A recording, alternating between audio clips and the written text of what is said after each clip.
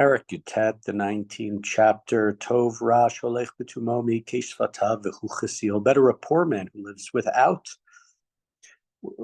lives like a Ishtam, without blame, who lives a life of fullness and honesty, than one who speaks Ikesh. We've had this before, this word with the Ksil, with a dullard, with a fool who speaks perversely, who speaks with a crooked tongue.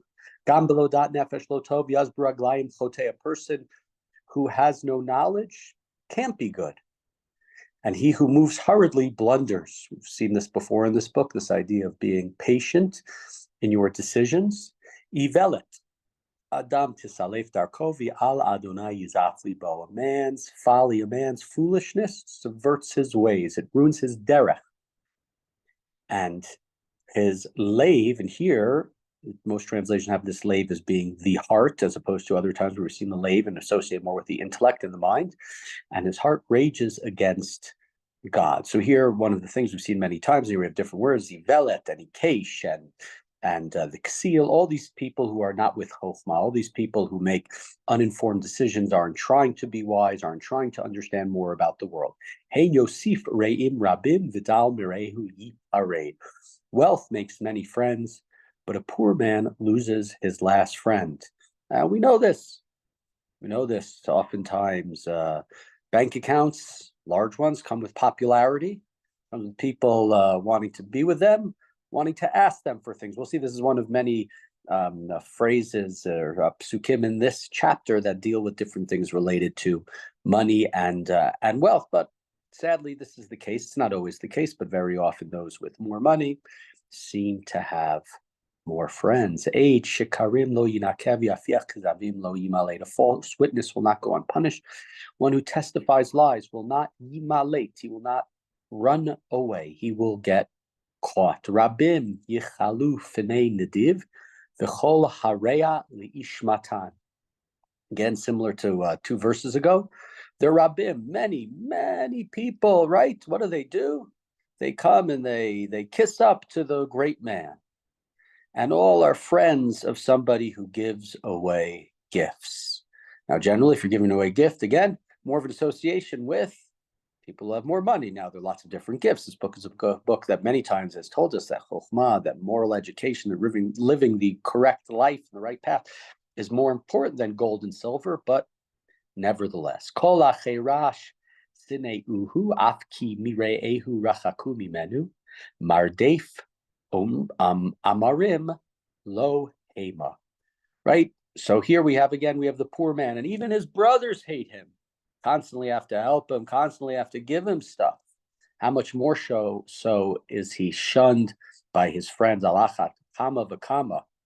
Right? And why? Because Mardef, he runs after them with words, but they are to no avail. We bailed you out, we helped you, we don't want to help you again. Enough with that.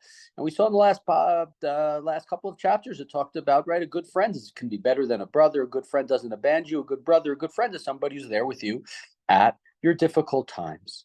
And here, right, it's saying it's people oftentimes abandon somebody who is in need, somebody who needs help. And some people, sadly, need help much of their lives. And it is better to give than to receive. It's much better to be in that situation that you can be the person who's notain the matana than the person who needs the matana, who needs the gift. Koneh leiv ohev nafsho shomer tvunalim soto. He who acquires wisdom is his own best friend.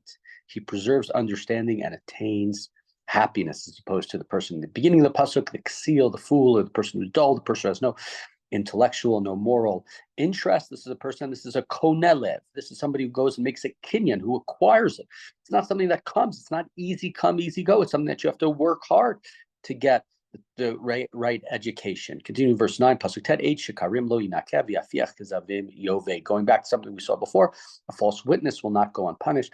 He who testifies falsely is doomed, similar to what we had earlier. Continuing pasuk good. Lo navel ksil ta'anug afki la'eved mishol bisarim. Luxury is not fitting for somebody who is dull, much less that a servant rule over princes, right? If you are dull, if you do not have good moral education, if you're not a person of wisdom, you shouldn't be sitting there. with luxury. And think about, maybe somebody who wins the lottery and then spends, I don't know, they managed to spend $200 million, managed to spend $200 million and stuck there back in poverty-stricken as sometimes, not always, cases with the lottery. I think if you win $1 billion, you probably can't spend it all. But, this happens to people. If you're a dullard, if you don't know how to be wise, you don't know how to be smart, then luxury is not fitting for you. A man shows his intelligence by being slow to anger, being forbearance. Again, we've seen this in numerous cases.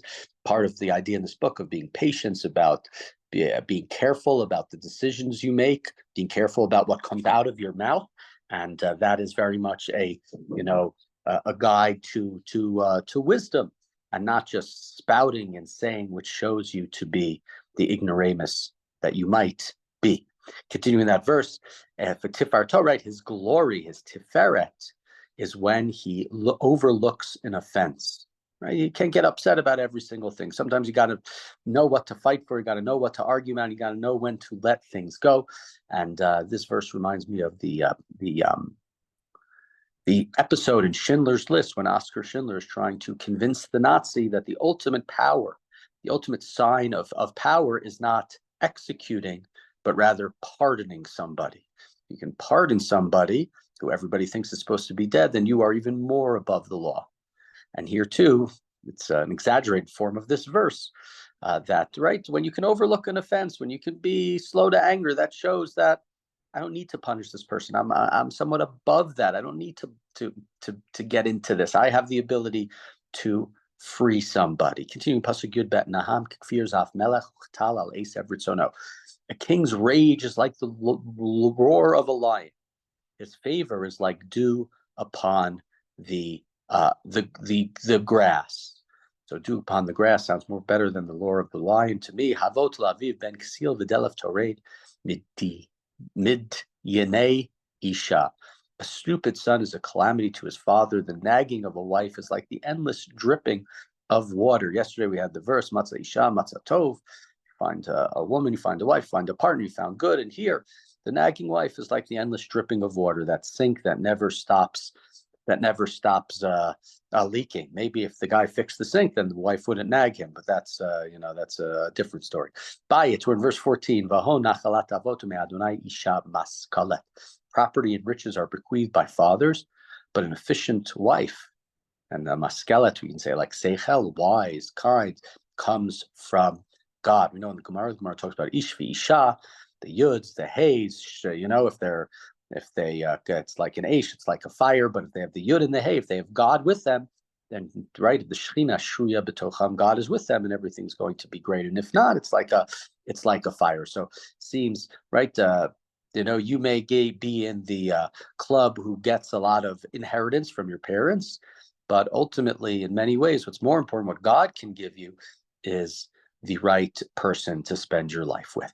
Atzla tapil tardema v'nefesh rumiat. Laziness induces sleep, and a negligent person will go hungry. So there were certain things in here about money and wealth, and not squandering it, and not, if you're a dullard, not spending too much on the luxuries of life, and how the wealthy will have lots of friends. And here too, and this is something we've seen in this book on a number of occasions, if you don't work hard, things aren't going to be good, whether that's working hard at chokhmah, whether it's working hard by taking people's suggestions.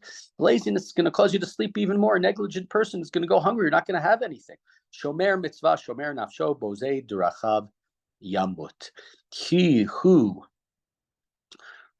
watches the mitzvot, he who watches over his life, right? That's if you pay attention to your life, you pay attention to the mitzvot. You listen to the laws, listen to the commandments of God.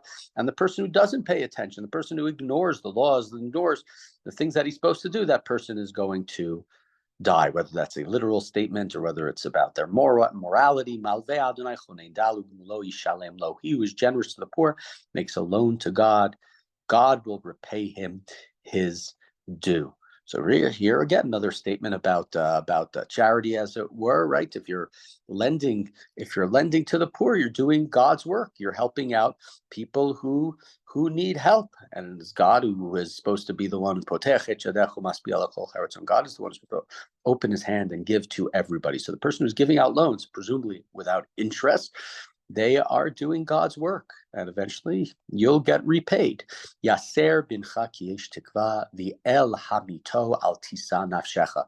Discipline your son while there's still hope, and do not set your heart on his destruction. Right? If you wait too long, then all the discipline in the world is not going to work. Gidal chema noseh onesh kiim tatzil va'od tosif. A hot-tempered man gets punishment. If you try to save him, you'll only make it worse, right? So much of the book about rebukes and the ones who are wise accept people's rebuke and then people's suggestions. Hot-tempered person, especially at the time of their anger, isn't going to listen. Suggestions you make, rebuke you make, is only going to make it worse. And again, coming back to the thing here, the hot-tempered person is the opposite of the person who shows forbearance, who's slow to anger, who can overlook certain things. We're in pasuk Chaf, Shema Eitza v'kabel musar leman techkam ba'acharitecha. What we've said many times: listen to the advice, accept the musar, the discipline, accept people's suggestions, in order that you may be wise in the end. Perhaps the most well-known verse in this chapter: Rabot machashavot belevish va'atzat Adonai hitakum. Many designs are in man's mind, but it is God's plan that is accomplished. We know this in a Yiddish way, right? Right? Man plans and God laughs. Man tracht and God lachs. I don't. My Yiddish has gotten much worse since I saw you guys on Sunday. Tavat adam chastov v'tov rash meish kazav. Greed is bad for a man. Better to be poor than a liar. Okay, so here again, regarding wealth and poverty, Yirat Adonai lechayim v'saveya yalid bal yipaked ra. He who fears God, again, earns life. He will live with contentment. He will be full. He will be soveya. He'll sleep in contentment, and he will be free from misfortune. I wish, as I've said a number of times throughout this book, I wish that was so simply the case, that number 23, if you fear God, if you live the right life, that you will sleep without worries. Taman atzel yado batzalachat gam el pihu lo yeshivena. The lazy man buries his hand in the bowl. He will not even bring it to his mouth. Different ways of understanding, this verse, but it may be understood as the lazy person. It's like it's right there in front of him to do something, but he buries his hand in his bowl. He can't even the easy thing for him to do, to get enough, is not going to he's not going to be able to do it. His hand's in the bowl, and he can't just pick up his hand and put it in his mouth. Beat the scoffer, and the simple will become clever. Right, rebuke an intelligent man, and he gains knowledge. Again, we've seen many times. Mishaded av yavriach ein ben mevish umachpir. A son who causes shame and disgrace plunders his father and puts his mother to a flight. Right, he has her wanting to run away. Chadal b'ni lishma musar. Lishgot me amrei da'at. Here we go back, something we saw in the first number of chapters with this word b'ni, my son. Shlomo talking to his son Rechavam, his many children. My son, don't stray from the words of knowledge and receive discipline.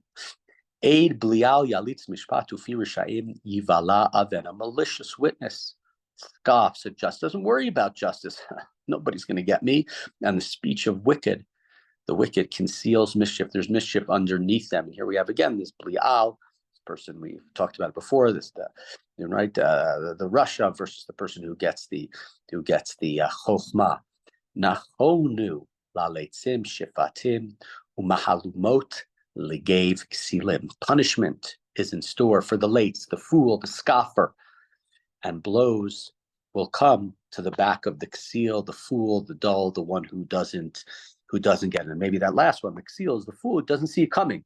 He's such a fool, he doesn't know what's coming after him. It's going to hit him in the back without him looking, because he gets no knowledge, he doesn't listen to the rebuke. So again, a chapter, many of the themes that we've seen before, the listen to the rebuke, and the work hard, and with a little bit more about wealth and money and not spending too much, and the wealthy are the ones who work hard, and the wealthy are the ones who seem to have the most popularity.